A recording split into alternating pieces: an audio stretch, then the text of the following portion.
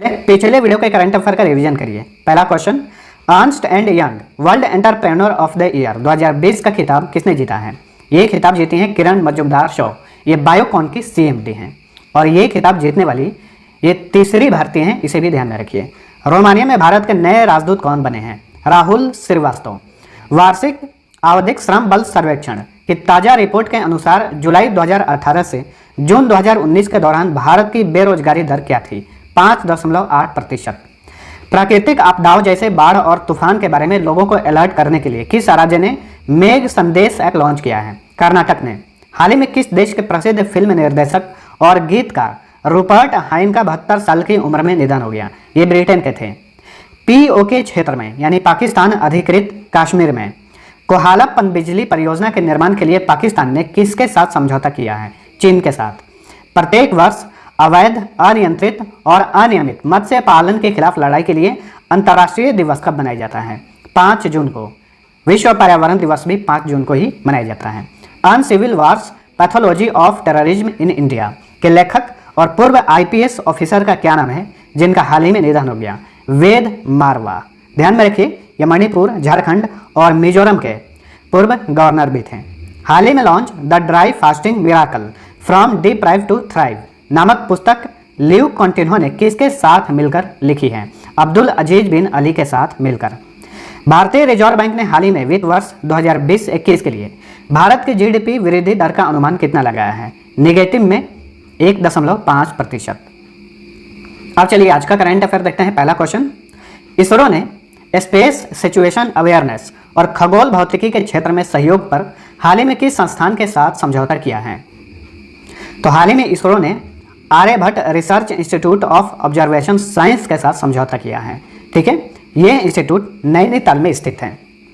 Space situation awareness, इसके तहत अंतरिक्ष में उपग्रहों के मलबों पर नजर रखने, जो उपग्रह नष्ट हो जाते हैं तो उन्हें उपग्रह का मलबा कहा जाता है, वो स्पेस में घूमते रहते हैं, उन पर नजर रखने, अपने सक्रिय उपग्रहों को टक्कर से बचाने, क्षुद्र ग्रहों और उल्का पिंडों से होने वाले खतरों पर ध्यान केंद्रित किया जाएगा स्पेस सिचुएशन अवेयरनेस के तहत। ठीक है, तो इसरो ने Aryabhatta research institute of observation science के साथ समझौता किया है। ये संस्थान नैनीताल में है। ठीक है, और ऑप्शन डी नंबर पे जो संस्थान है ये तिरुवनंतपुरम में है। इसरो के बारे में जान लीजिए।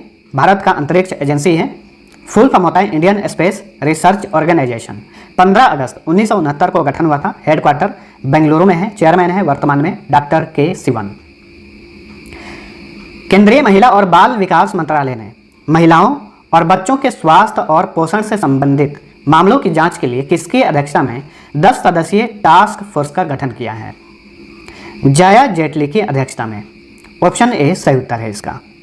आपको बता दें कि इसी वर्ष केंद्रीय वित्त मंत्री निर्मला सीतारमण ने बजट सत्र में इस टास्क फोर्स के गठन की घोषणा की थी। अब इसका गठन कर दिया गया है जया जेटली की अध्यक्षता में। यह टास्क फोर्स शिशु मृत्यु दर, कुल प्रजनन दर, मातृ मृत्यु दर, बाल लिंगानुपात दर, स्वास्थ्य और पोषण से संबंधित मुद्दों पर काम करेगा और कानून में उपयुक्त संशोधन का सुझाव भी देगा।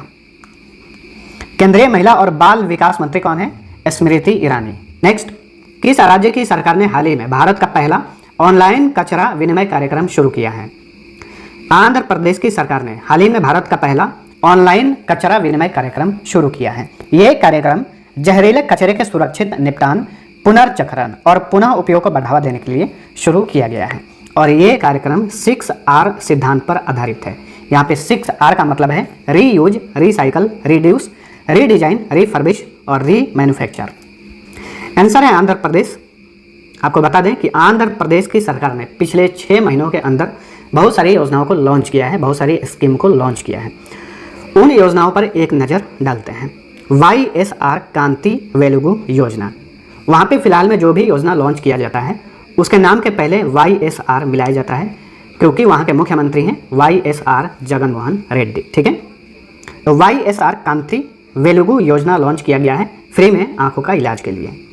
YSR वाहन मित्र योजना लॉन्च किया गया है। इस योजना के तहत जो भी टैक्सी चालक हैं उन्हें सालाना 10,000 रुपये सहायता राशि प्रदान किया जाएगा। भारत का प्रथम दिशा पुलिस स्टेशन यहीं पे लॉन्च किया गया है। बलात्कार और यौन उत्पीड़न से पीड़ित महिलाओं और बच्चों को त्वरित न्याय दिलाने के उद्देश्य से भारत का प्रथम दिशा पुलिस स्टेशन आंध्र प्रदेश में लॉन्च किया गया है। YSR लॉ नेस्थम योजना यहीं पे लॉन्च हुआ है। लॉ नेस्थम योजना वकीलों के लिए लॉन्च किया गया है। YSR मत्स्यकारा भरोसा योजना मछुआरों के लिए लॉन्च किया गया है। वहीं YSR नवोदयम योजना सूक्ष्म और लघु उद्योगों के विकास के लिए YSR नवोदयम योजना लॉन्च किया गया है। इन सभी को ध्यान में रखिए। अब हम जानते हैं आंध्र प्रदेश के बारे में। इसकी सीमा भारत के 5 राज्यों को लगती है, तमिलनाडु, कर्नाटक, तेलंगाना, छत्तीसगढ़ और ओडिशा। तो ये रहा आंध्र प्रदेश। भाषा के आधार पर गठित होने वाला भारत का प्रथम राज्य है आंध्र प्रदेश। गठन हुआ था 1 अक्टूबर 1953 को। प्रस्तावित राजधानियां हैं अमरावती, विशाखापट्टनम और कुर्नूल। अभी आंध्र प्रदेश का जो भी काम होता है हैदराबाद से ही होता है, लेकिन 3 प्रस्तावित राजधानियां हैं। मुख्यमंत्री हैं YS जगनमोहन रेड्डी। राज्यपाल हैं विश्वभूषण हरिचंदन। JK माहेश्वरी यहाँ के मुख्य न्यायाधीश हैं। जिलों की संख्या 13। लोकसभा सीट 25, राज्यसभा सीट 11, विधानसभा सीट कुल 176 है। एक सीट पर राज्यपाल द्वारा मनोनीत किया जाता है। विधान परिषद सीट की संख्या 58 है। राजकीय पशु काला हिरन, राजकीय पक्षी रामा चिलुका, राजकीय वृक्ष नीम, राजकीय फूल चमेली, राजकीय खेल कबड्डी। कुचिपुड़ी यहाँ का शास्त्रीय नृत्य है। घंटा मर्दाला, कुम्मी, छड़ी तथा सिद्धि मधुरी यहाँ का लोक नृत्य है। Venkateswara national park, Papikonda national park. प्रसिद्ध बांध है श्री साइलम बांध तथा बसवा सागर बांध कृष्णा नदी पर। चेंचुस, कौढस, सवारा तथा गदवा यहाँ की प्रमुख जनजातियाँ हैं। आधिकारिक भाषा तेलुगु। येल यूनिवर्सिटी द्वारा जारी पर्यावरण प्रदर्शन सूचकांक 2020 में 180 देशों की सूची में भारत किस स्थान पर है? इस सूचकांक में भारत 168वें स्थान पर है। पिछले वर्ष भारत 177वें स्थान पर था। इस बार भारत ने 100 में से 27.6 स्कोर प्राप्त किया है और आ गया है 168वें स्थान पर। आपको बता दें कि येल यूनिवर्सिटी ने ये सूचकांक कोलंबिया यूनिवर्सिटी के साथ मिलकर WEF के सहयोग से यानी वर्ल्ड इकोनॉमिक फोरम के सहयोग से जारी किया है। भारत 168वें स्थान पर है। पहले स्थान पर है डेनमार्क, दूसरे स्थान पर है लग्जमबर्ग। 180 देशों की सूची में अंतिम स्थान यानी 180वें स्थान पर है लाइबेरिया। ठीक है। भारत के पड़ोसी देशों का रैंक क्या है वो भी जान लीजिए। चीन 120वें स्थान पर है। श्रीलंका 109वें स्थान पर है। पाकिस्तान 142वें स्थान पर है। बांग्लादेश 162वें स्थान पर है। नेपाल 145वें स्थान पर है। येल यूनिवर्सिटी अमेरिका में है। हाल ही में किस भारतीय दिग्गज को गहन सोच, धर्मनिरपेक्षता तथा मानवीय मूल्यों के विकास में योगदान हेतु प्रतिष्ठित रिचर्ड डॉकिंस अवार्ड 2020 से सम्मानित किया गया है? तो रिचर्ड डॉकिंस अवार्ड 2020 से सम्मानित किया गया है जावेद अख्तर को। ये भारत के बहुत ही प्रसिद्ध गीतकार हैं।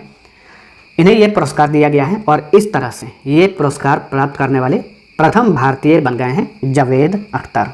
सार्वजनिक रूप से तर्क संगत होकर धर्मनिरपेक्षता की रक्षा करने वालों को ये पुरस्कार प्रतिवर्ष दिया जाता है। अमेरिका के नास्तिक गठबंधन है, उसके द्वारा ये पुरस्कार दिया जाता है और ये पुरस्कार इंग्लिश बायोलॉजिस्ट थे रिचर्ड डॉकिंस, उन्हीं के नाम पर दिया जाता है। हाल ही में संयुक्त राष्ट्र ने किस युद्धग्रस्त देश में दी जाने वाली सहायता राशि में कटौती करने का निर्णय लिया है? अरब देश है यमन। इसी देश में जो संयुक्त राष्ट्र सहायता राशि प्रदान करता है उसमें कटौती करने का निर्णय लिया गया है। इस कदम से यमन में चल रहे संयुक्त राष्ट्र के लगभग 75% कार्यक्रम बंद हो जाएंगे। अच्छा, इस कदम का मुख्य कारण क्या है? इसका कारण है यमन के कुछ क्षेत्रों में हाउथी विद्रोहियों का कब्जा, क्योंकि इन विद्रोहियों का कब्जा जिस क्षेत्र में है संयुक्त राष्ट्र उस क्षेत्र में सही से काम नहीं कर पाता है। और इसका मुख्य कारण एक और है, ये जो सहायता राशि प्रदान की जाती है संयुक्त राष्ट्र द्वारा, इसमें सबसे बड़ा दान करता देश अमेरिका है और अमेरिका ने ये दान देना बंद कर दिया है। ठीक है। आपको बता दें कि हाउथी विद्रोह जो है यमन में चलता है और इसका समर्थन करता है ईरान और विरोध करता है सऊदी अरब। संयुक्त राष्ट्र का गठन हुआ था 24 अक्टूबर 1945 को। हर वर्ष 24 अक्टूबर को संयुक्त राष्ट्र दिवस मनाया जाता है। हेडक्वार्टर न्यूयॉर्क में है। आधिकारिक भाषाएं 6 हैं: अरबी, चाइनीज, इंग्लिश, फ्रेंच, रशियन तथा स्पेनिश। सदस्य देशों की संख्या 193। महासचिव हैं एंटोनियो गुटेरेस। यमन की बात करें तो कैपिटल है सना। प्रेसिडेंट है अब्दुर्रब्बू मंसूर हादी। प्राइम मिनिस्टर है मईन अब्दुल मलिक सईद। मुद्रा का नाम है रियाल। हाल ही में किस क्षेत्रीय सिनेमा के प्रसिद्ध एक्टर चिरंजीवी सरजा का 39 वर्ष की आयु में निधन हो गया। चिरंजीवी सरजा ये कन्नड़ भाषा के बहुत ही प्रसिद्ध एक्टर थे। हाल ही में इनका 39 वर्ष की आयु में निधन हो गया है। हाल ही में भारत के किस रेलवे स्टेशन पर दुनिया का सबसे लंबा प्लेटफॉर्म का निर्माण किया जा रहा है? हुबली रेलवे स्टेशन पर दुनिया का सबसे लंबा प्लेटफॉर्म बनाया जा रहा है। ठीक है, हुबली रेलवे स्टेशन कर्नाटक में स्थित है। इसका जो प्लेटफॉर्म है उसमें 550 मीटर की बढ़ोतरी की जा रही है। इस तरह से उस प्लेटफॉर्म की कुल लंबाई हो जाएगी 1400 मीटर। इस तरह से दुनिया का सबसे लंबा प्लेटफॉर्म बन जाएगा हुबली रेलवे स्टेशन का प्लेटफॉर्म। वर्तमान में दुनिया का सबसे लंबा railway platform Gorakhpur railway station पर है। उसकी लंबाई है 1366 मीटर। हाल ही में विश्व महासागर दिवस यानी वर्ल्ड ओशन डे कब मनाया गया? तो हाल ही में ये दिवस मनाया गया 8 जून को। ऑप्शन ए सही उत्तर है। 2020 का थीम है, विषय है innovation for a sustainable ocean, एक सतत महासागर के लिए नवाचार। ठीक है, इस वर्ष का ये थीम है। कैंपेन थीम क्या है उसे भी ध्यान में रखिए, our ocean is our future. विश्व महासागर दिवस प्रत्येक वर्ष 8 जून को मनाया जाता है। संयुक्त राष्ट्र ने इस दिवस की शुरुआत की थी 1992 में। किस राज्य की कैबिनेट ने हाल ही में लक्ष्मीकांत महापात्र द्वारा रचित वंदे उत्कल जननी गान को राज्य गीत के रूप में मंजूरी दे दी है? वेरी इंपॉर्टेंट क्वेश्चन है, ध्यान में रखिए। तो हाल ही में ओडिशा की कैबिनेट ने वंदे उत्कल जननी गान को राज्य गीत के रूप में मंजूरी दे दी है। इस गीत को किसने लिखा है? लक्ष्मीकांत महापात्र ने। इन्होंने इस गीत को 1910 में लिखा था और पहली बार 1912 में बालेश्वर में उत्कल सम्मेलन में इस गीत को गाया गया था। लक्ष्मीकांत महापात्र कांत कवि थे। ओडिशा के बारे में जान लीजिए। इसकी सीमा भारत के 5 राज्यों को लगती है। तो ये रहा ओडिशा, वेस्ट बंगाल, झारखंड, छत्तीसगढ़, तेलंगाना और आंध्र प्रदेश से इसकी सीमा लगती है। गठन हुआ था 1 अप्रैल 1936 को। राजधानी भुवनेश्वर। मुख्यमंत्री हैं नवीन पटनायक। राज्यपाल गणेशी लाल। मुख्य न्यायाधीश हैं मोहम्मद रफीक। जिलों की संख्या 30 है।